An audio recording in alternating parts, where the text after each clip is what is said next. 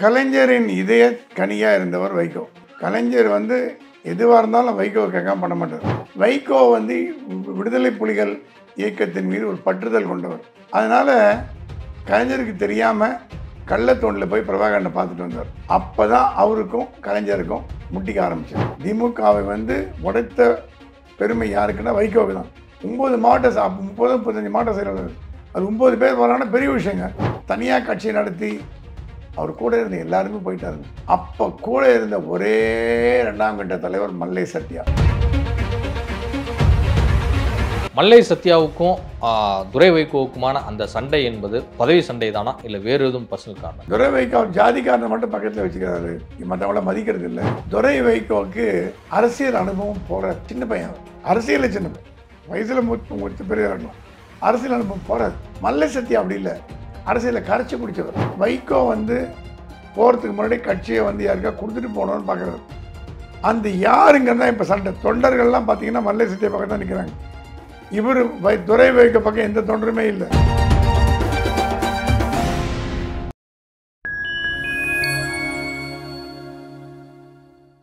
Fine time media நேயர்களுக்கு வணக்கம். நான் உங்கள் சங்கீத் குஹன். நம்ம சிறப்பு நிகழ்ச்சியில் நம்மோடு இணைந்திருக்கிறார் மதிப்பிற்குரிய மூத்த பத்திரிகையாளர் திரு பிரகாஷ் எம் சுவாமி அவர்கள். வணக்கம் சார். வணக்கம். எப்படி சார் இருக்கீங்க? நல்லா இருக்கேன், ரொம்ப தேங்க்ஸ்மா. மறுமலர்ச்சி திராவிட முன்னேற்ற கழகம் தற்போது ஒரு பேசுபொருளாக மாறி இருக்கிறது. அந்த கட்சியில் நடப்பது என்னங்க, கோஷ்டி முசல் என்னங்க, இவ்வளோ தூரம் தலைமை வரைக்குமா முட்டி நிற்கிது அப்படிங்கிற கேள்வியெல்லாம் எல்லாருமே எழுப்ப தொடங்கியிருக்காங்க. ஆனால் அதே வேளையில் இந்த கட்சியில் இந்த கோஷ்டி மோதல் உருவானதிலிருந்து பல்வேறு நபர்கள் வைகோவை எதிர்த்தே திமுகவுக்கு போன காலங்களும் உண்டு.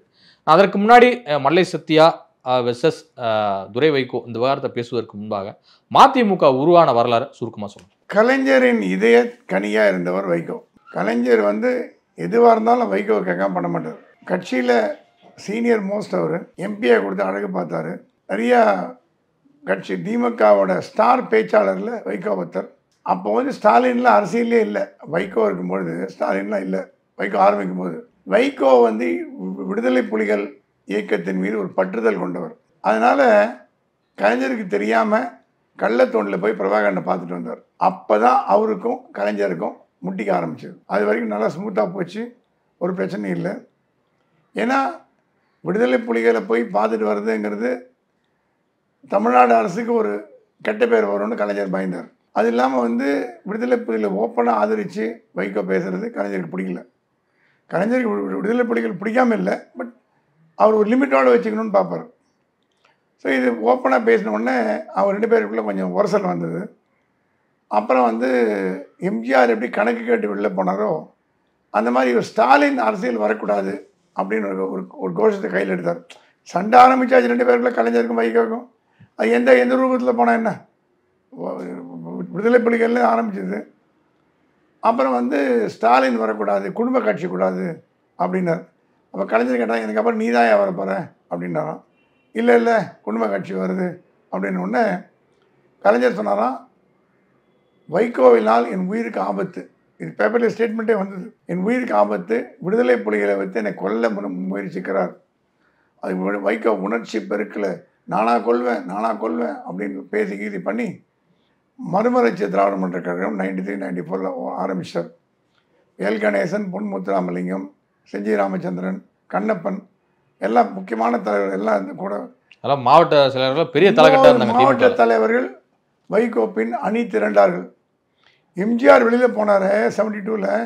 அப்போ ஒரு மாவட்ட தலைவர் கூட போகல, மாவட்ட செயலர் யாரும் போகல, கட்சி நிர்வாகிகள் கூட ரொம்ப பேர் போகல. அப்புறம் தான் வந்தாங்க. வைகோ அப்படி இல்லை. வைகோ திமுக உடைச்சார். திமுகவை உடைத்த பெருமை யாருக்குன்னா வைகோவுக்கு தான். 9 மாவட்ட 35 மாவட்ட செயலாளர், அது 9 பேர் வராங்கன்னா பெரிய விஷயங்க. என்கிட்ட கலைஞர் சொன்னார், என்னையா பண்ணுறான் இந்த மாதிரிலாம் பண்ணுறான் அப்படின்னு ரொம்ப வருத்தப்பட்டு பாதிக்கு என்கிட்ட வருத்தப்பட்டு பேசினார். அப்புறம் கூட கேட்டார், என்ன அவன் கட்சி இந்த மாதிரி பண்ணிட்டானே, ரொம்ப ரொம்ப நொந்து போயிருந்தார். என்னோட இன்டர்வியூலாம் கொடுத்துருக்காரு, நிறையா பேட்டி கொடுத்தார். நான் கேட்டேன், என்ன அவன் திமுக எதிர்காலம் எப்படி இருக்குன்னு கேட்டேன். அவர் கலைஞர் ஆஃப் த ரெக்கார்ட் நிறைய பேசுவார். மைக்கை டேப் ரெக்கார்டர் ஆஃப் பண்ணிட்டு நிறைய பேசுவார். அதில் தான் கொஞ்சம் உள் விஷயம்லாம் பேசுவார். டேப்பில் போய் பேசும்போது, ஆன் ரெக்கார்ட் பேசும்போது ரொம்ப கம்பீரமாக தைரியமாக திமுக ஒன்று நடக்காதுன்னு தான் பேசுவார். அது அப்படி தான் இயற்கை. ஸோ என்னாச்சு, அப்புறம் 2 பேரோட சண்டை வந்தவுடனே என் உயிருக்கு ஆபத்துன்னு ஒன்று அவரால் பொறுக்க முடியல, வெளியில் வந்துட்டார். மறுமலர்ச்சி திராவிட கழகம் ஆரம்பித்து பிரமாதமாக நடத்தி போனார். 99 மத்திய அமைச்சரவையில் வாஜ்பாய் அரசாங்கத்தில் 2 மத்திய அமைச்சர் பதவி கொடுத்தாங்க. 2 மத்திய அமைச்சர் பதவி செஞ்சி ராமச்சந்திரன் கண்ணப்பன் ஆரம்பித்த 5 வருஷத்தில் மத்திய அமைச்சரவையில் அப்படி சக்கப்போடு போட்டது திடீர்னு. அப்புறம் கொஞ்சம் கொஞ்சமாக திமுக எதிர்ப்பு என்று மழுங்கி போய் மக்கள் நல கூட்டணின்னு ஒன்று ஆரம்பித்தாங்க. விடுதலை சிறுத்தைகள், கம்யூனிஸ்ட்டு, மதிமுக எல்லாம். 2014 கூட என்டிஏ சப்போர்ட் பண்ணார், வைகோ மோடியை சப்போர்ட் பண்ணார். ஆனால் ராஜபக்ஷாவை மோடியோட முதல் பிரதமர் இனாகிரேஷன் கூப்பிட்டான்ற கோபத்தில் அன்னைக்கு மோடியை திட்ட ஆரம்பிச்சிருந்தான். இன்னி வரைக்கும் மோடியை திட்டிட்டு இருக்காரு. ராஜபக்ஷா வந்து பிரதமர் மோடியோட பதவியேற்பு விழாக்கு 2014 டெல்லிக்கு வரார், ராஷ்டிரபதி பவன். அது முந்தின நாள் வரைக்கும் பிரதமரோட ரொம்ப க்ளோஸாக இருந்தார், அடிக்கடி பேசுவார், ஃபோனில் பேசுவார். வைகோ கண்டா மோடிக்கு ரொம்ப பிடிக்குவார், வைகோன்னு பேசுவார், ரொம்ப அன்பாக இருப்பார். ராஜபக்ஷே வரக்கூடாதுன்னு சொல்லுங்கன்னா பிரதமர் சொன்னால் அது எப்படி நான் அப்படி வர சொல்ல முடியும், என் பக்கத்தில் இருக்க எல்லா நாடு தலைவரும் கூப்பிட்டுருக்கேன், ராஜபக்ஷே அது வராதுன்னு 2 பேருக்கு முரண்பாடாகி போச்சு. அன்னிலேருந்து இன்னி வரைக்கும் மோடியை திட்டிருக்காரு. அதுக்கு இல்லை அப்புறம் என்ன ஆச்சு, வேறு தனியாக கட்சி நடத்தி அவர் கூட இருந்து எல்லாருமே போயிட்டாருங்க. எல் கணேசன், செஞ்சி ராமச்சந்திரன், கண்ணப்பன், அத்தனை பேர் போயாச்சு. ஒரு மாவட்ட தலைவர் வந்து தற்கொலைப்பட்டு செத்துப்பட்டார், ஈரோடு கணேசமூர்த்தி. அப்போ கூட இருந்த ஒரே 2ஆம் கட்ட தலைவர் மல்லை சத்யா. வைகோ கட்சி ஆரம்பித்த பொழுது இருந்து இன்னி வரைக்கும் கூட இருக்கிற ஒரே தலைவர் மல்லை சத்யா மட்டும்தான். மல்லை சத்யா என்பவர் பட்டியலின தலைவர். வைகோ என்ன சொன்னாலும் கேட்பார், ரோட்டில் போய் உட்காந்து போராட்டம் பண்ணால் உட்காருவார், தைரியமாக பண்ணுவார், படுனா படுப்பார், குதினா குதிப்பார், மேலே குதினா கண்ணு முன். வைகோ தான் அவர் கடவுள், கண் கண்ட தெய்வம் அவருக்கு. அப்படிப்பட்ட மல்லை சத்யா கட்சியில் கொஞ்ச நாள் ரொம்ப புகழ்படுத்தின்னு வர்றார். அவரோட பேச்சுக்கள்லாம் நிறைய பாப்புலர் ஆகிட்டு வருது, யூடியூப்பில் வருது. இது என்ன ஆச்சு, ஒரு வருஷத்துக்கு முன்னாடி தாயகத்தில் நடந்த ஒரு மீட்டிங் முடிஞ்ச உடனே தொண்டர்கள் கட்சிக்காரெல்லாம் மல்லை சத்யாவோட போய் செல்ஃபி எடுத்துக்க போயிட்டாங்க. அப்போ ஓரமாக இருந்து அதை பார்த்து இந்த ஒரு துரை வைகோ, அவர்கிட்ட யாரும் வரல.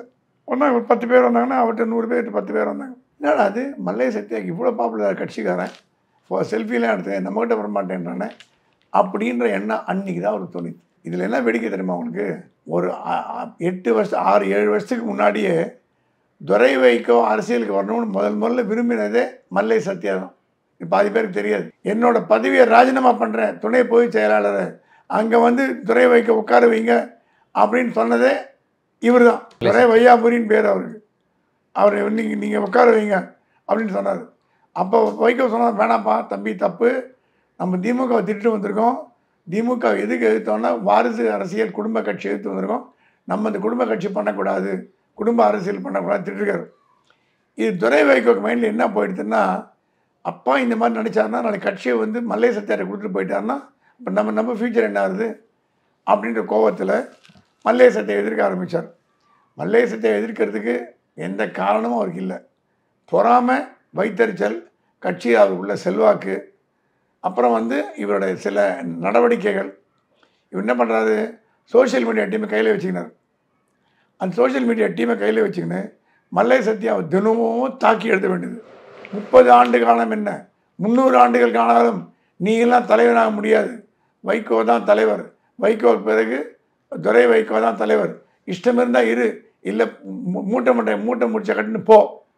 இந்த மாதிரிலாம் எழுதுனாங்கன்னா யாரும் தெரியாது, தொண்டர்கள் தெரியாது, கண்டிப்பாக தெரியும். அவங்க யாரை சொல்கிறாங்கன்னு பேர் போடாட்டி கூட மல்லை சத்யான்னு தெரியும்.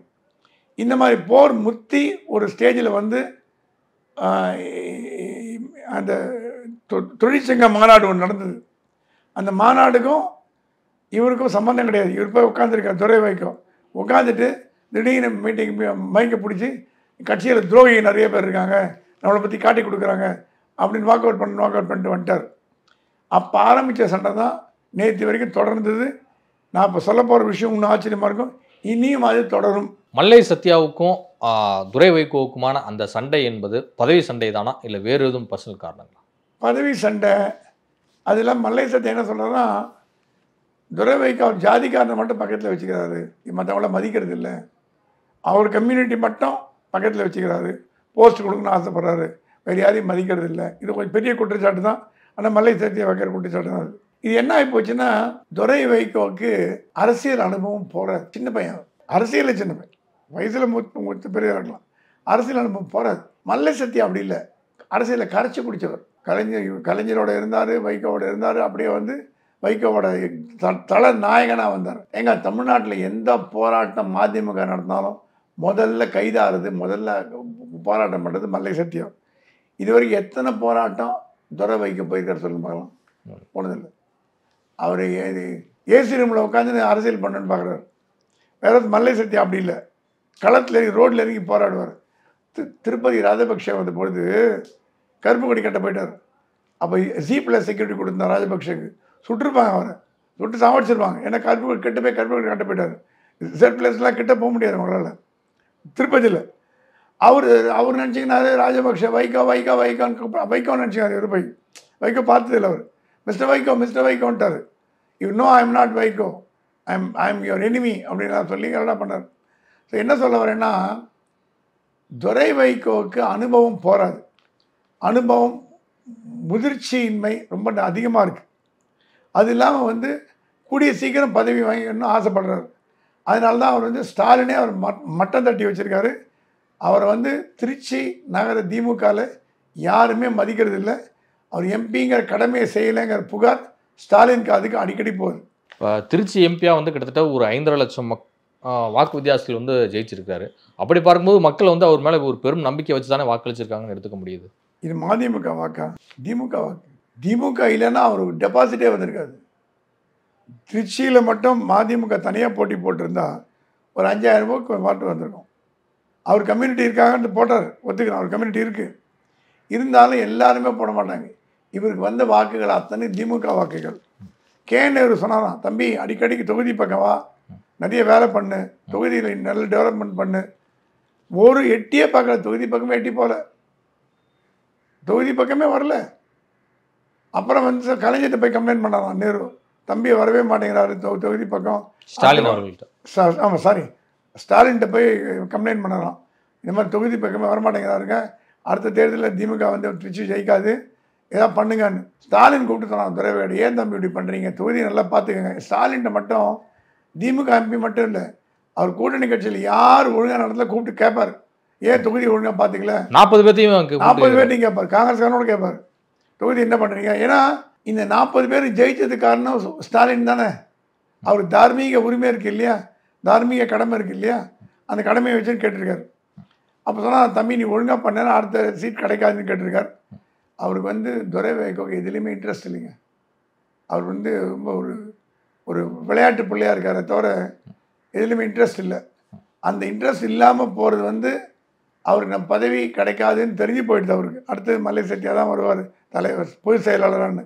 அந்த கோபத்தில் வந்து மல்லை சத்யாவை கடுமையாக தாக்க தொடங்கிட்டார். ராஜ்யசபா சீட்டு இந்த முறை வந்து மதிமுகவுக்கு கிடைக்காது. தொண்டர்கள் யாரும் அதிர்ச்சி அடைய வேண்டாம், கவலை அடைய வேண்டாம். வருகின்ற 2026 சட்டமன்ற தேர்தலில் அதிக சீட்டுகளை வந்து திமுக அணியில் வந்து நம்ம பெறணும் அப்படிங்கிற ரீதியில் இருக்கேன் அப்படிங்கிறாரு. அதிகம் சட்டமன்ற உறுப்பினர் மதிமுக சார்பில் சட்டமன்றத்துக்குள்ளே அனுப்பணும் அப்படிங்கிற ஒரு முடிவு எடுத்திருக்கேன் அப்படிங்கிறாரு. இதை எப்படி புரிஞ்சுக்கணும்? எப்போ துரை வைகோக்கு லோக்சபாவில் சீட் கொடுக்கணும்னு வைகோ கேட்டாரோ அப்போவே ஸ்டாலின் சொன்னதான், ஒரு குடும்பத்துக்கு ஒரு சீட்டு தான், ஒரு கட்சிக்கு ஒரு எம்பி தான், நீங்கள் பார்லிமெண்டேரியன் நல்லா பேசுவீங்க, ராஜ்யசபாவுக்கு போங்க, ஒரு டேர்ம் தரேன், அந்த டேர்ம் முடிஞ்ச உடனே நீங்கள் விலகிடுங்க, அதுக்கப்புறம் திருப்பி தர மாட்டேன், உங்கள் பையனை ஒன்றா லோக்சபா எம்பி ஆக்குறேன். ஒரு குடும்பத்தில் அப்பா பையன் 2 பேருமே லோக்சபா ராஜ்யசபாவில் இருக்கிறது கஷ்டம். ஆனால் இருக்காங்க தமிழ் கார்த்தி சிதம்பரம், பி சிதம்பரம் இருக்காங்க. பி சிதம்பரம் ராஜ்யசபா, கார்த்தி சிதம்பரம் லோக்சபா இருக்காங்க. ஆனால் அதே மாதிரி இங்கே டிஎம்கே பண்ணுவாங்க, டிஎம்கே பண்ண மாட்டாங்க. டிஎம்கே பொறுத்த வரைக்கும் அவங்களுக்கு வந்து ஒருத்தருக்கு ஒரு கட்சிக்கு ஒரு சீட்டு தான், 2 கிடையாது. ஸோ இது ஆல்ரெடி முடிவு செய்யப்பட்ட ஒன்று. இப்போ வைகோ இப்போ சொல்கிறதுக்கான நாளைக்கு ஏதாவது பிரச்சனை வரப்போகிறது, திமுக திட்ட போகிறாங்கன்னு இப்போ ஒரு தொண்டர்களை தயார் பண்ணி வைக்க சொல்கிறாரு. ஆனால் இந்த முடிவு இப்போ எடுக்கப்பட்ட முடிவு இல்லை, 5 ஆண்டுகளுக்கு முன்பே எடுக்கப்பட்ட முடிவு. வைகோவுக்கு ராஜ்யசபா முடிஞ்ச உடனே, அந்த டேர்ம் முடிஞ்ச உடனே அவருக்கு திருப்பி கொடுக்க ரீநாமினேட் பண்ண போகிறது இல்லை, அவருக்கு பரவாயில்ல பையனை கொடுத்தாச்சுன்னு. அந்த வைகோ சீட் தான் இப்போ வந்து கமலஹாசன் கொடுக்க போகிறாங்க. திமுக அணிக்கு 4 உறுதியாயிருக்கு, அதிமுக அணிக்கு 2 உறுதியாயிருக்கு. அப்படி பார்க்குற இந்த வேளையில் திமுகவில் யாரெல்லாம் மீண்டும் ராஜ்யசபா உறுப்பினராக தேர்ந்தெடுக்கப்பட வாய்ப்பு இருக்குன்னு நினைக்கிறீங்க? திமுகவில் வந்து என்ஆர் இளங்கோ இருக்காரு, இன்னொரு கமலஹாசன், புதுமை இப்போது இந்த தடவை ஒரு கேண்டிடேட்டாவது உதயநிதியோட ஆதரவாளர்கள் இருக்கும். ஏன்னா உதயநிதி தான் future of DMK, future of government. இனிமேல் வயசானவரெலாம் போட்டு இருக்க போகிறதில்ல. உதயநிதியோட ஆதரவாளர்கள் இருக்கும். அதில் இப்போ டிஎம்கே ஈஸியாக ஜெயிச்சுட்டு போயிடும். ஆனால் 3வது கேண்டிடேட் போட்டால் தான் எப்படி போகிறதுன்னு தெரியாது. 2 கேண்டிடேட் ஈஸியாக ஜெயிச்சுட்டு போகலாம். 2 தானே. அதிமுக 2 கன்ஃபார்ம். இது டிஎம்கே 4. திமுகவோட வேட்பாளர் ஈஸியாக ஜெயிச்சுட்டு போகலாம். பட் எக்ஸ்ட்ரா வேட்பாளர் போட்டாங்கன்னா அது எப்படி ஆகும்னு தெரியாது. அதிமுக பொறுத்த வரைக்கும் 2 வேட்பாளரில் அவங்க விஜயகாந்த் கட்சிக்கு கொடுக்கறதா இல்லை. அவங்க கட்சியிலேயே யாராவது முக்கியமான ஆள் கொடுக்க வாய்ப்பு உண்டு. கௌதமி கொடுக்கலாம், அந்த மாதிரி யாருக்காக கொடுக்கலாம். அடுத்த முறை சட்டமன்ற தேர்தலில் மல்லை சத்யா அவர்கள் நின்றால் அவருக்காக அவருடைய வெற்றிக்காக பாடுபடுவாரா துரை வைகோ? துரை வைகோ பாடுபடாட்டியும் பாடுபட்டாலும் படாட்டியும் மல்லை சத்யா ஜெயிச்சிருவார். ஏன்னா மதிமுக இப்போ எம்எல்ஏக்கள்லாம் பெரிய லெவலில் சோபிக்கலை. இப்போ இருக்கிற எம்எல்ஏக்கள்லாம் பேர் கூட யாருக்குமே தெரியாது. சதன் திருமலைக்குமார் இருக்கார், பெரிய லெவலில் ஒன்றும் பண்ணல. வைகோ ஒரு லாயலிஸ்ட் நம்பரில். ஸோ சத்யா கடந்த தேர்தலில் போட்டு தோற்று போனார்லாம் வாசம் தான். காஞ்சிபுரத்தில் போட்டி போட்டார், வந்தவாசலில் போட்டி போட்டெல்லாம் போட்டார். பட் இந்த தடவை நல்ல தொகுதி போட்டு எம்எல்ஏ பிளான் பண்ணிட்டுருக்கார் வைகோ.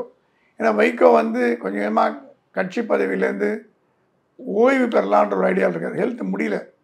என்ன தான் ஒரு போர் வீரனாக இருந்தால் கூட வயது மூப்புன்னு வந்ததுன்னா எல்லாருக்கும் கமன். அது தப்பாக எடுத்துக்கூடாது, தப்பாகவும் சொல்லக்கூடாது. வயது மூப்புங்கிறது உங்களுக்கு வரும், எனக்கு வரும், எல்லாருக்கும் வரும்.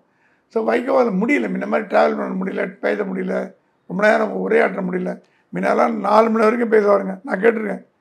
விடிகாலத்தால் 4 மணி வரைக்கும் பேச அந்த அளவுக்கு சக்தி இருந்து உடம்புல. இப்போ சக்தி போயிடுச்சு. இப்போ நீங்கள் சொல்கிற பார்த்தா கிட்டத்தட்ட ஓய்வை கூட அறிவிக்க வாய்ப்பு இருக்கா? ஓய்வு அறிவிக்க அடுத்த வருஷம் 26 ஓய்வு அனுப்பி வாய்ப்பு இருக்குது. ஸோ வைகோ போகிறதுக்கு முன்னாடி கட்சியை யாருக்கா கொடுத்துட்டு போகணுன்னு பார்க்குறாரு. அந்த யாருங்கன்னா இப்போ சண்டை தொண்டர்கள்லாம் பார்த்தீங்கன்னா மல்லை சத்யா பக்கம் தான் நிற்கிறாங்க. இவர் துரை வைகோ பக்கம் எந்த தொண்டருமே இல்லை, எந்த கட்சிக்காரனும் இல்லை. எவனா நல்ல கையை கூட வச்சுருக்கான், அவ்வளோதான், வேறு யாரும் கிடையாது. ஆனால் மல்லை சத்யாவே சொல்கிறாராம் அடுத்த தலைவர் துரை வைகோ தான். ஏன்னா மல்லை சத்யா தான் துரை வைகோவை அரசியல் கொண்டு வரணும்னு வைகோட்ட சண்டை போட்டு கொண்டு வந்தவர். அது தெரியுமா உங்களுக்கு? சண்டை போட்டு கொண்டு வந்தார். அப்படி கொண்டு வந்திருக்க இன்னைக்கு ரிவிட் அடிக்க கொண்டு ரிவிட் அடித்து அவர் அடுத்தது நான் கேள்விப்பட்டேன், இந்த நடவடிக்கை பிடிக்கலைன்னா கொலை பழி அவர் மேலே விடும். மல்லை சத்யா கொலை பண்ண பார்க்குறார் அப்படின்னு எப்படி திமுகவில் கலைஞர் சொன்னாரோ வைகோ கொலை பண்ண பார்க்குறாருன்னு அந்த கொலைப்படி மல்லை சத்யாவை பொறுத்து ரெடியாக காத்துட்ருக்காங்க. இப்போ எப்படியாவது கட்சி விட்டு வெளியில் நீக்கணும். அவராக போனால் நல்லது, இல்லை நாங்களும் அனுப்புவோம். அது வைகோ சொன்னாலும் நான் உயிரோடு இருக்க வரைக்கும் அது நடக்காது, மல்லை போகக்கூடாதுங்கிறதான். தன்னுடைய மனசாட்சிக்கும் ஒரு புறம், தன்னுடைய மகன் ஒரு புறம், 2 பேரோட சண்டையில் மாட்டின் முடிக்கிறது வைகோ என்ற சிறந்த மனிதர் தான். இதுவரை உங்கள் பல்வேறு கருத்து கொடுப்பது நன்றி சார். நன்றி, வணக்கம்.